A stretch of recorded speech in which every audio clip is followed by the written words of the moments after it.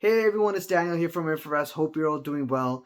Let's talk about Powell. Powell came out yesterday, discussed about interest rates and discussed about monetary policy the second time after the FOMC meeting. Now he came out very surprisingly again reiterating the same sentence in the very beginning, saying that we are now in a disinflationary process, basically giving a dovish tone again to the markets, which caused stocks to basically rally in the beginning of that meeting. That was that interview yesterday. Now, stocks continued to rally, rally, rally. The Fed was basically in line with what they were saying, was also, I would say, tilted to the dovish side, saying that we're seeing inflation come down. Another comment that was really dovish is that the Fed came out and Powell was asked about interest rates.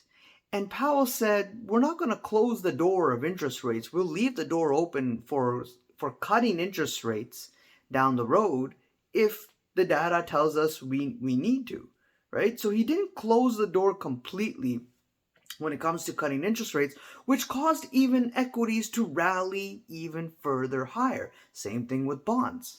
Now, afterwards, sometime later in the interview, we did see a reversal in the equity markets and the bond markets as well.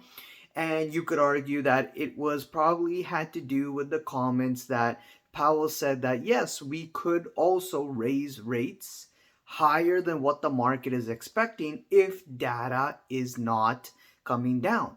Now, keep in mind, this meeting comes after the non-farm payrolls report, the jobs number, which was really, really strong, came in about 500,000 plus, which is way hotter than expected, right? The expected number was 185,000 versus the actual was 500,000 plus. And that number came in really, really hot, which surprised a lot of people.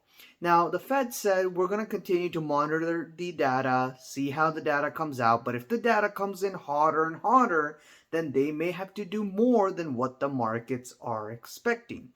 So this has basically caused the markets today to have to be still stuck in the range.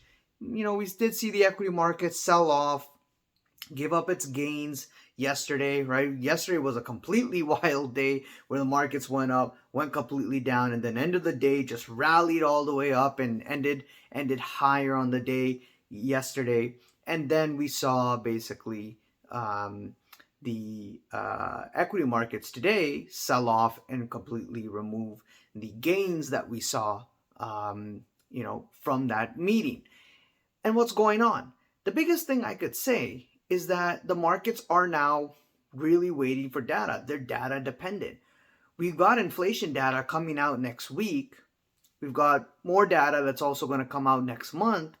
And the market's going to take it data by data, Fed member by Fed member, Fed comment by Fed comment, FOMC meeting by FOMC meeting. So if inflation data next week comes in weaker and the data is not hot going forward, then that will probably give the signal and the green light for the equity markets to continue to rally.